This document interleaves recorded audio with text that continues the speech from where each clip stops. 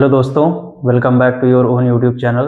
तो कैसे हैं आप लोग? आई होप आप सभी बिल्कुल बढ़िया होंगे, फिट एंड फाइन होंगे। तो चलिए भाई, 10 क्वेश्चन हमने कर रखे थे, अगला 11 नंबर से है। आज हम 11 से 20 करेंगे और कल वाली जो आपकी वीडियो होगी उसमें पैसेज होगा। और दोस्त ये हम 2024 जैसे एक पेपर 2024 का अपलोड किया, अगला 2025 मतलब 2025 का अपलोड कर देंगे। ऐसे 1 बाय 1 कर देंगे, इससे आपको पूरी सहूलियत मिल जाएगी और आपको जितना कंटेंट है आपके एग्जाम से रिलेटेड सब मिलेगा। बस आराम से देखते रहिए, उसमें शॉर्ट्स में भी रहेगा और वीडियोस में भी रहेगा, हर चीज़। मतलब कुल मिला के आप ये कह लो कि सारा कुछ बिल्कुल सटीक एग्जाम के ही लेवल से, कोई हवाबाजी नहीं, उसी के हिसाब से चीज़ें मिलेंगी। तो चलिए भाई देखते हैं। इसमें ये जो 11 नंबर वाला क्वेश्चन है वो कह रहा है अब ग्रामेटिकल एरर निकालना है।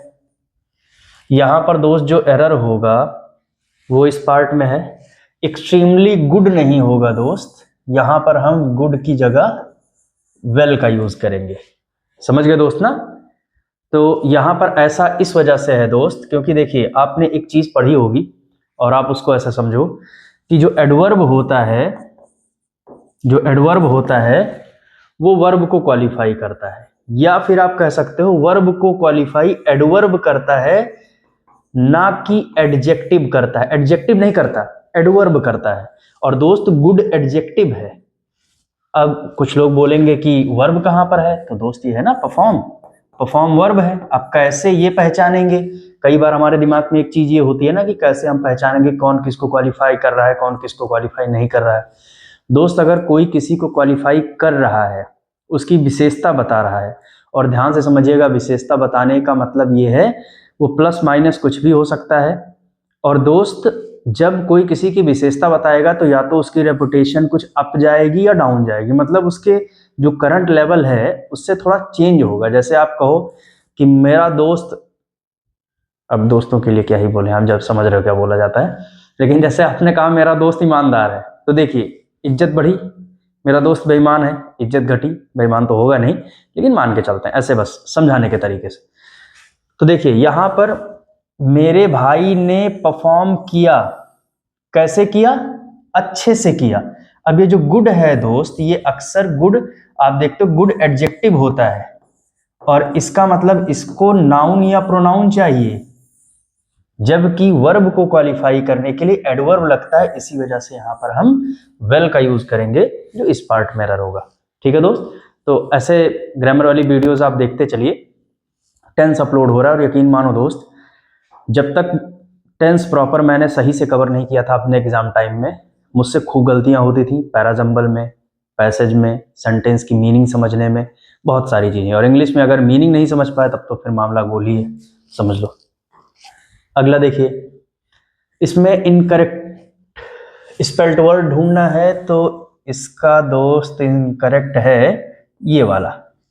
रिलेवेंट होता है दोस्त, इसका होगा RELEVANT होता है रिलेवेंट, ना कि रेलेवेंट होता है। देखियो दोस्त, होता क्या है ना, एग्जामिनर कैसे बनाता है, देखिए एग्जामिनर को भी बहुत अच्छे से पता है दोस्त, बहुत कायदे से पता है कि हम लोग जो स्पेलिंग ढूंढते हैं वो प्रोनाउंसिएशन करते हैं। जैसे हमने कहा रेलेवेंट, तो हम ऐसे बोल रहे रेलेवेंट, ऐसे। इसी का फायदा एग्जामिनर उठाता है और कुछ नहीं। तो इसके लिए देखो, आप रट नहीं सकते हो। पहले चीज तो आप ये चीज ध्यान से समझिएगा। आपका सिंपल सा बस एक चीज हो सकती है कि जब आप कोई वर्ड ध्यान से पढ़ रहे हो, एंटोनिम सिनोनिम खास करके प्रैक्टिस सेट जब आप सॉल्व कर रहे हो, तो जो भी एंटोनिम सिनोनिम हो, वर्ड हो, उसके ऑप्शन हो, कोशिश करो कि थोड़ा स्पेलिंग पे ध्यान देते चलो। बार बार रिपीट करने से आपको चीजें सही हो जाएंगी। तो दोस्त ये वाला होगा। अगला दोस्त ये है रिप्लेस अंडरलाइन। अब दोस्त अंडरलाइन यहाँ पे था भाई, क्वेश्चन बनाते टाइम बहुत सारी चीजें मुझसे छूट जाती हैं। ऐसा उसका रीजन है, मैं आपसे बता दूं भाई, मुझे सही से भी ये एक्सेल पे पीपीटी और ये सब बहुत बनाना नहीं आता है। लेकिन हाँ, कोशिश कर रहा हूँ, धीरे धीरे चीजें बदलती जाएंगी। किसी में लगा पाता हूँ, किसी में भूल जाता हूँ। मुझे लगता है यार सब सही ही चल रहा है। No altruistic act is truly sincere. अब दोस्त अल्ट्रुइस्टिक का मतलब क्या होता है, पहले तो आप ये समझो। इसका सही वाला ऑप्शन होगा फिलांथ्रोपिक। अब ये मत समझ लेना कि इसमें भी आईसी है, इसमें भी आईसी है तो सही हो गया, ऐसा नहीं है दोस्त। ये अल्टर वर्ड बना हुआ है, ये जो अल्ट्रुइस्टिक में अल्टर दोस्त लिखा हुआ है, ये एक्चुअल में रूट वर्ड है जिसका मतलब होता है अदर। ये मैं आपको बताऊंगा, अल्ट्रुइस्टिक, अल्ट्रुइज्म, ठीक है दोस्त। अल्ट्रुइस्टिक क्या होता है ये रूट वर्ड पढ़ाऊंगा, तब आप देखिएगा वहां पर सारी चीजें समझ में आएंगी। तो जैसे इसमें कह रहा है no altruistic act is truly sincere. अब अल्ट्रुइस्टिक होता क्या है पहले आप ये समझ लो। अल्ट्रुइस्टिक होता है कि जब आप किसी से बिना उम्मीद किए हुए उसके अच्छे के बारे में सोचते हो, इसी को हम बोलते हैं अल्ट्रुइस्टिक, ठीक है। कि जैसे आपने किसी की हेल्प कर दी, दूसरे की हेल्प करी, ऐसा क्यों? क्योंकि अल्टर का मतलब क्या होता है दोस्त? अदर, ठीक है। कहीं भी अगर ये स्टार्टिंग में लगा हुआ है तो उसकी मीनिंग अदर से ही निकलेगी। तो जैसे किसी दूसरे की आपने हेल्प करी बिना उससे कोई उम्मीद रखे, बिना कोई स्वार्थ रखे, बिना सेल्फिश हुए, उसको हम बोलेंगे अल्ट्रुइस्टिक। और सेम काम फिलैंथ्रोपिस्ट करता है, परोपकारी। परोपकारी भी यही करता है। और इसमें क्या बोल रहा है? एप्रोप्रिएट सिनोनिम, इसका मतलब है मिलता जुलता, बिल्कुल समानार्थी, इसी वजह से ये होगा, ठीक है। चलिए चलते हैं। देखिए क्वेश्चन वाली वीडियो थोड़ी सी इस वजह से भी लंबी हो जाती है भाई, भगा के अगर करवाएंगे तो बस सिर्फ वो खाना पूर्ति हो जाएगी कि बस ऐसे बता दिया, अच्छा ये है, इसमें ये है, इसमें ये है। लेकिन दोस्त हकीकत क्या है कि जब तक आप उसको सही से समझोगे नहीं कि ऐसा है तो क्यों है, तब तक मजा नहीं आएगा दोस्त। नेक्स्ट वाले में देखेंगे जो हमारा ये वर्ड है वो है इनंडो। तो देखिए अब देखिए कई सारे ऐसे वर्ड होते हैं जो पढ़ने में बहुत अजीब होते हैं, एक बार आप पढ़ने की कोशिश करोगे तो फंस जाओगे, ठीक है। लेकिन आप प्रोनाउंसिएशन ध्यान रखिएगा। देखिए इसका मतलब होता है संकेत देना, किसी को इशारा करना, ठीक है। इनंडो का मतलब क्या होता है? इशारा या संकेत। अब इसमें आपको सिनोनिम पूछ रहा है तो इसका भी इंसिनुएशन का दोस्त मतलब भी होता है इशारा या संकेत। जैसे आप किसी को मान लो चाय पीना है तो ऐसे होता नहीं है कि एक बुला के बताना, एक होता है बस आपकी तरफ आपके दोस्त ने देखा आपने ऐसे ऐसे किया। तो जैसे न्यू ईयर आ रहा है तो कुछ लोग ऐसे मार देंगे, तो इसका मतलब समझ लो कि भैया मिलो अड्डे पे, वो वाला, ठीक है। तो जैसे आप चाय पीने की इशारा करते हो या कुछ पीने की इशारा करते हो तो इसका मतलब ये है, चाहे आप इनंडो बोल लो या इंसिनुएशन का मतलब भी होता है किसी को इशारा करना, ठीक है दोस्त। अब चलिए देखिए इसमें कह रहा है विनोद हैड ये तो भाई देखो अ नैरो एस्केप, ये तो एडियम ही होता है जिसका मतलब होता है बाल बाल बचना। और इसका मतलब भी यही निकल रहा है, Vinod had a narrow escape in the car accident, कि कार एक्सीडेंट में विनोद बहुत बाल बाल बचा, ठीक है। देखिए विनोद बाल बाल बचा और विनोद का बाल बाल बचना दोनों अलग बात है, ठीक है। ऐसा नहीं कि सर के बाल बचे बाकी विनोद गायब, वो नहीं। बाल बाल बचना मतलब, देखिए बाल बाल बचना हम क्यों यूज करते हैं? इसका मतलब जैसे बाल बहुत पतले से होते हैं, बहुत महीन, एकदम कम स्पेस वाले, मतलब एकदम पास से बचा, वो वाला समझो, ठीक है दोस्त। अब इसमें क्या कह रहा है? One word substitution, a short interesting story about a real person और इवेंट, मतलब किसी के बारे में, किसी इंसान के बारे में या किसी घटना के बारे में एक छोटी लेकिन मजेदार कहानी, उसको हम क्या बोलते हैं? जैसे मान लो कभी कभी यह होता है ना कि कहानी छोटी सी होती है, बहुत बड़ी नहीं होती, लेकिन जैसे कोई अचानक से जा रहा है और उसका पैर फिसला, वो उलट गया और एकदम सूखे में, ये भी नहीं कि ऐसे कीचड़ कीचड़ है, वो भी नहीं, अचानक से गिर गया। ये कहानी केवल बस 1 मिनट की थी लेकिन एकदम मजेदार, मजा आ गया, ऐसे आपका दोस्त ही था तब तो मान लो अलग ही मजा लेवल आएगा। तो जब आप बैठ के बताओगे तो 1 ही मिनट की कहानी होगी लेकिन वो छोटी और मजेदार होगी, इसी को दोस्त हम बोलते हैं एनेक्डोट। एनेक्डोट का मतलब क्या होता है? छोटी लेकिन मजेदार कहानी, वो किसी इंसान के बारे में भी हो सकती है और किसी घटना के बारे में भी हो सकती है। अगला देखिए इसमें क्या रहा है, we would better watch our step and not give him any excuse to harass us. देखो दोस्त इसमें भी बोल रहा है कि appropriate underline word, word in bold, bold यही था हैरस वाला, और इसका हो जाएगा इंटिमिडेट, क्योंकि हैरस का मतलब भी दोस्त होता है किसी को डराना, धमकाना, परेशान करना, ठीक है।